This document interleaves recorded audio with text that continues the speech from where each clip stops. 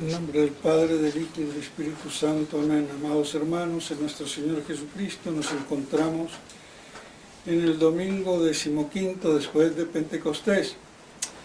El domingo pasado no me acordaba del nombre de ese gran personaje que era Bosuet.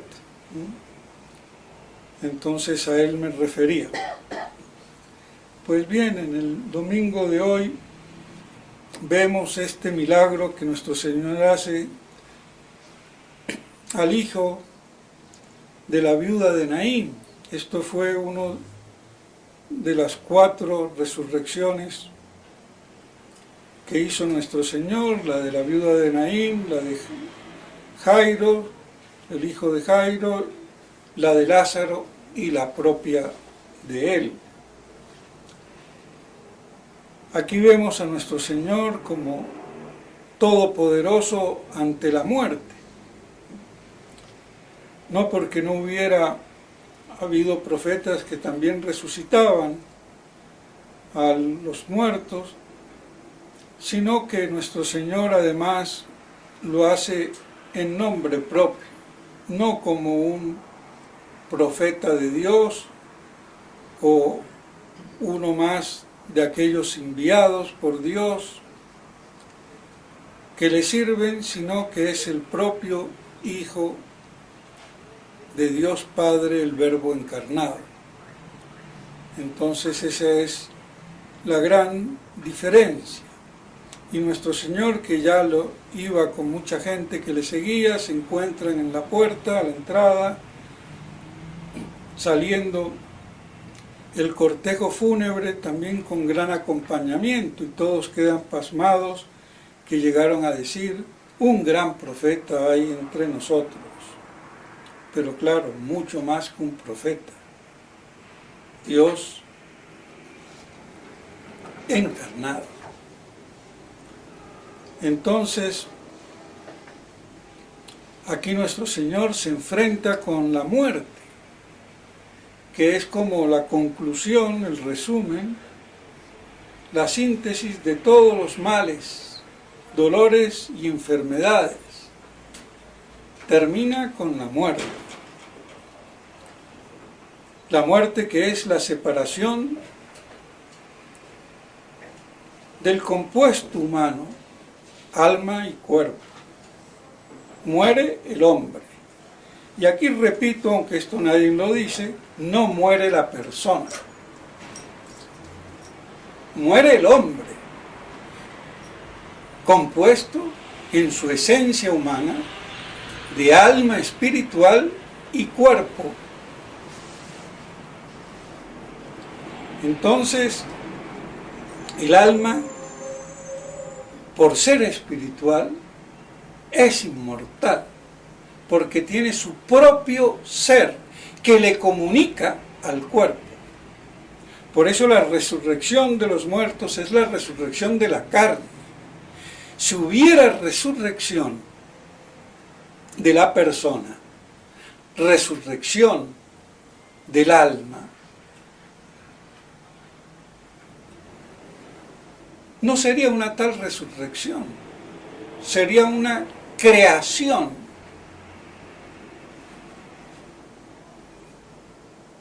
Que es muy distinto. Y Dios no destruye nada de lo que crea. Y las cosas que se destruyen son porque por su propia naturaleza y esencia tienen un ser efímero. Pero los seres espirituales, como el alma humana y los ángeles, que son espíritus, el alma humana es espíritu, no puro como el ángel, pero es espíritu. Por eso entendemos, inteligimos y somos libres.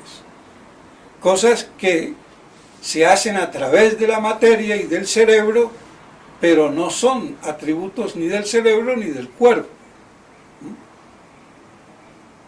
Por eso la estupidez de Jiná es saber cómo piensa el cerebro. Es que el cerebro no piensa. Es un instrumento donde se recopilan al fin y al cabo todas las cosas que son captadas por los sentidos. Pero eso no es el pensamiento.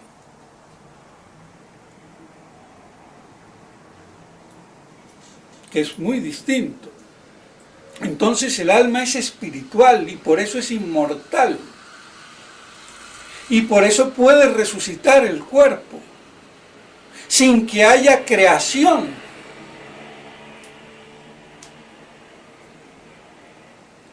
Y de ahí la trascendental del alma humana. Y aquí una vez más hay que decirlo, la falsa mal llamada escuela tomista cayetano-bainesiana, tanto Báñez siguiendo a su maestro Cayetano, el alma humana era inmortal por revelación, pero no por conclusión filosófica o metafísica, a la que no se podía llegar. Pues no. El alma, la inmortalidad del alma es como el mismo procedimiento de la existencia de Dios. Es revelado, pero también la filosofía, la metafísica, llega a conocerlo sin revelación. Con dificultades o no, ese es otro problema. Y si yo no tengo conocimiento de que mi alma es inmortal,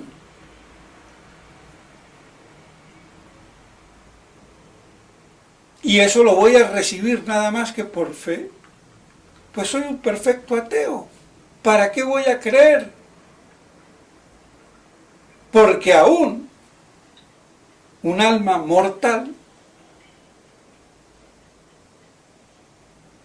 si a Dios no se le daría la gana de recrearla, por decirlo así, de nada sirve la fe, la religión, ser bueno, ser malo. Terminamos como una beba o como una rata cuando se muere.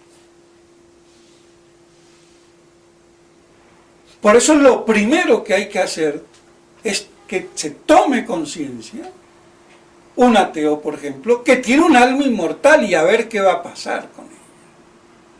Y se va a dejar de pensar estupideces, porque si Dios no existiera, se vería obligado a inventárselo, por decirlo así, una barbaridad estoy diciendo, pero para que veamos la envergadura de la cosa, para ver qué hace con su alma que es inmortal.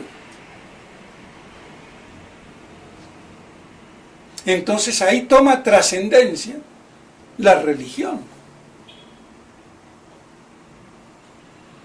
la virtud, el bien y el mal, cosa que no hay en el mundo animal ni vegetal. Entonces es una verdad esencial, psicológica y metafísica, lo de la inmortalidad del alma. Y por eso nos dice la epístola que vosotros que sois espirituales, pues actuad como espirituales y haced el bien.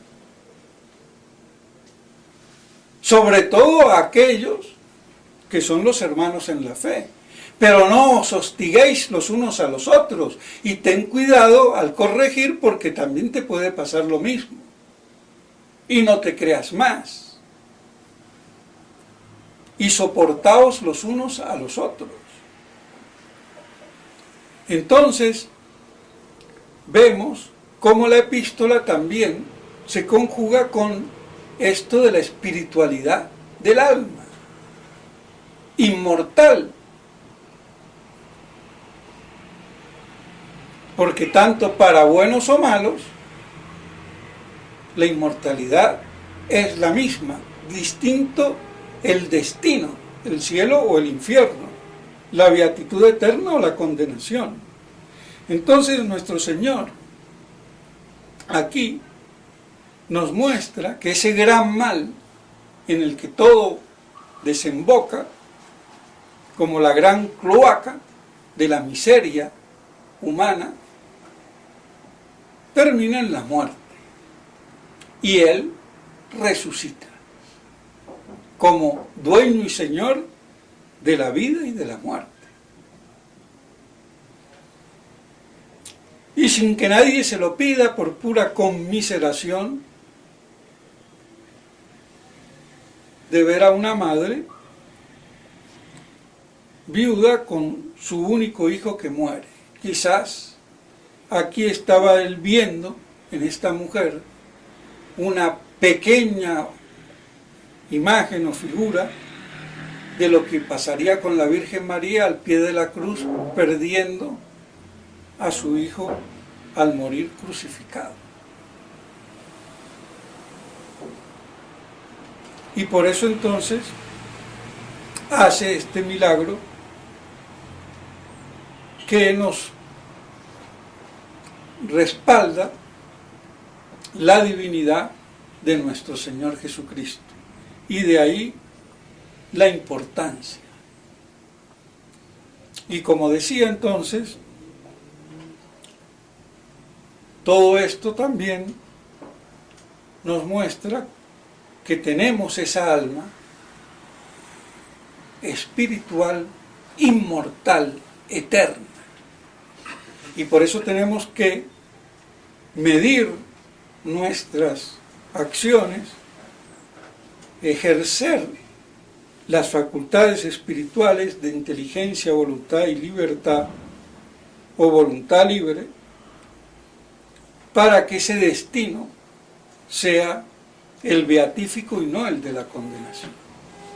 Y como decía, la persona no muere. Si muriera la persona, perdería su ser, y eso el alma no lo pierde, porque sigue existiendo y es juzgada, y se juzga a una persona en el juicio particular, no un fantasma. Y si se canoniza a un santo, se canoniza a una persona, no un fantasma. Y el que conoce y ama, como los santos en el cielo, a Dios, es una persona. Que esto no lo haya dicho la doctrina común dentro de la Iglesia es otro problema. Pero hoy en día las cosas se tienen que decantar.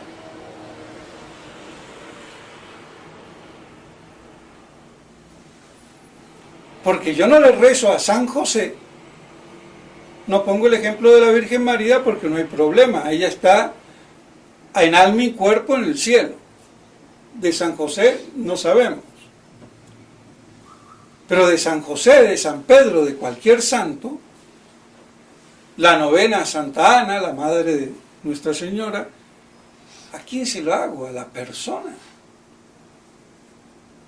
Que no sea una esencia humana completa porque le falta la parte material del cuerpo, pero tiene la parte de la esencia formal que es el alma.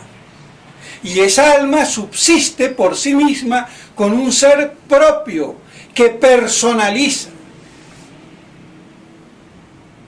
y constituye a la persona.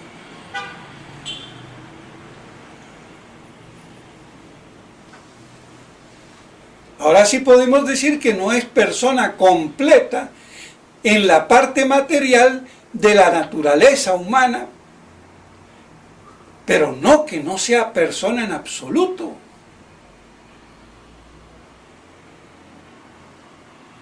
Porque no hay continuidad. ¿A quién juzgo? ¿A quién condeno? Habría que esperar a la resurrección del cuerpo. Entonces vemos los absurdos.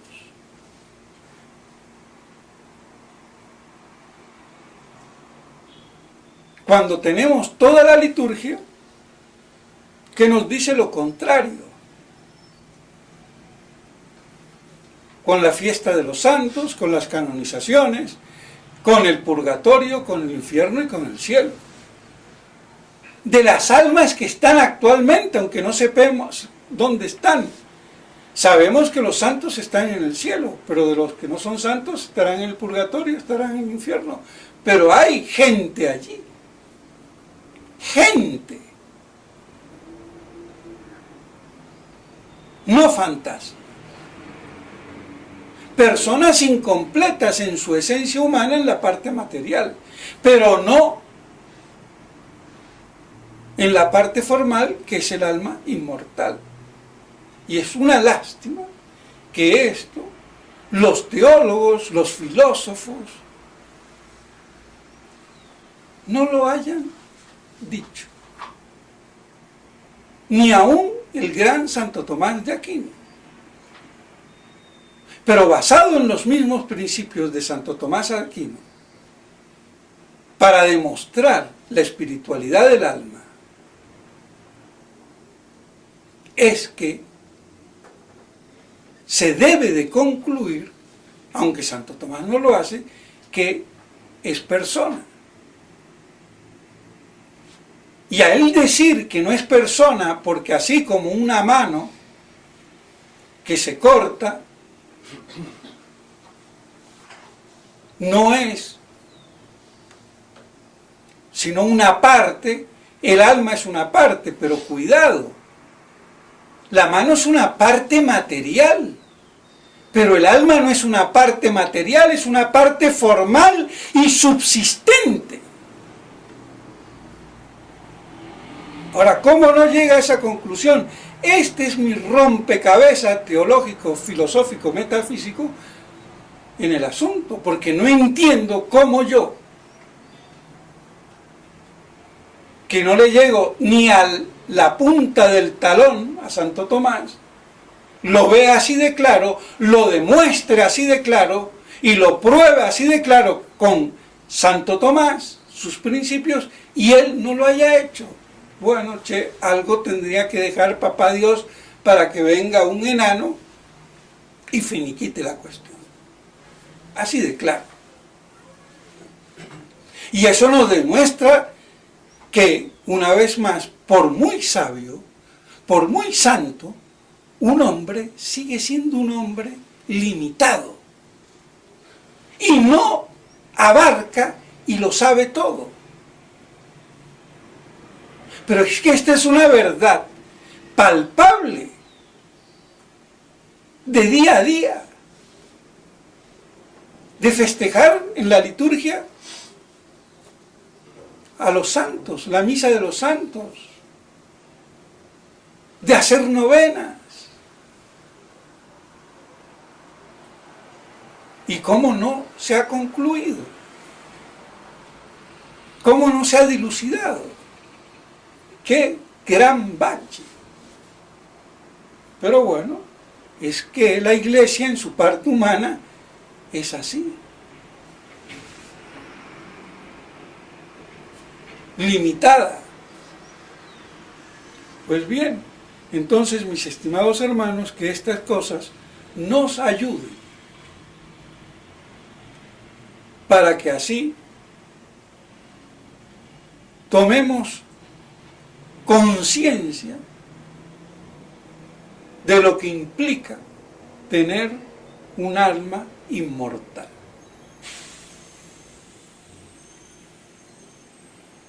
Y si no fuera el alma inmortal, de nada valdría ni el bien ni el mal, ni el premio ni el castigo.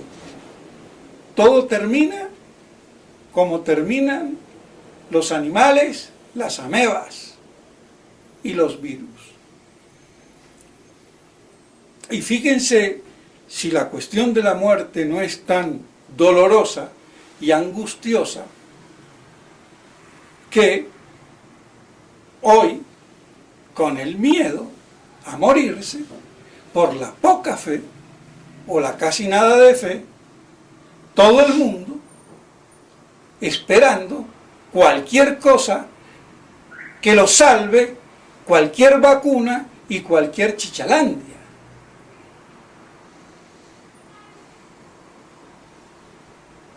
Y creerse que con restricciones de cuarentenas, de toques de queda, de tapaboca, se combate una epidemia. Y que con una vacuna se solucionó el problema. A lo que lleva el miedo de morir. Y si es una verdadera epidemia y no creada, si me tengo que morir, me muero.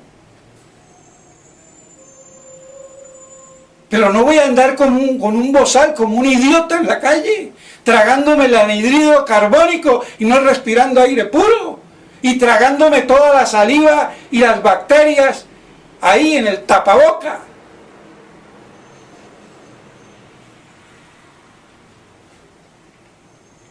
Y con posibilidades de tener falta de oxígeno, que me reduce el cerebro. Es que a eso es lo que quieren llegar. Y de una vacuna que no se sabe cómo está hecha. Claro que de ahí a decir, como estúpidamente algunos dicen, es pecado, ojo. Porque hay que guardar el equilibrio. El que se va a vacunar, por tonto, imbécil, o miedoso, o medroso, lo que fuera, lo hace por una cuestión simplemente de supervivencia sanitaria.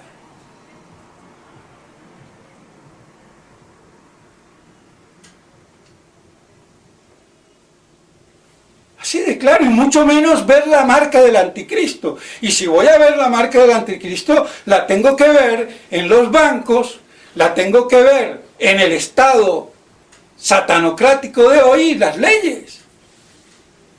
Si vamos al caso, está en todas partes. Pero lo que marca, como decía Primacio, es el renuncio, el reniego de Cristo, lo que decía el padre Lacunza, los pensamientos, y la marca por eso simboliza en la frente y las manos, que obran de acuerdo al pensamiento, que es el pensamiento del anticristo, que reniega de Cristo libremente, no con un temor, sino con una convicción, como la que tienen todos los que hoy mangonean este mundo.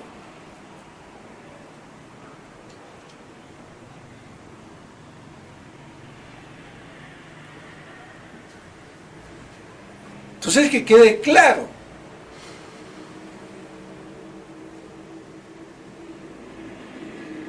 Pues bien, entonces, es tal la muerte que nos hace creer cualquier cosa y nos somete a cualquier cosa y a cualquier estupidez.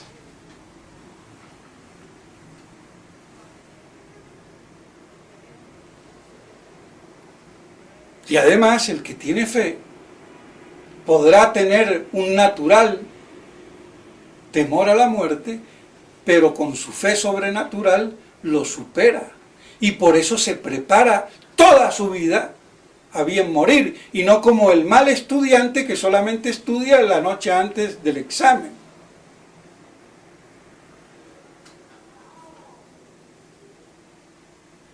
Entonces no nos vamos a portar bien en el último momento que creemos que ya no vamos a poder seguir viviendo.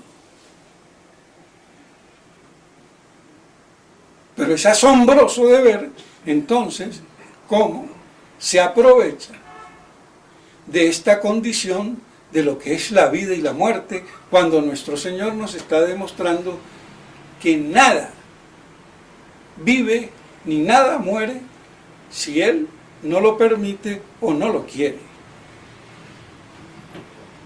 Pues bien, que estas cosas, mis estimados hermanos, nos ayuden para reflexionar y que no olvidemos la inmortalidad de nuestra alma, hecha a semejanza e imagen de Dios, que ama y conoce libremente. En nombre del Padre, del Hijo y del Espíritu Santo. Amén.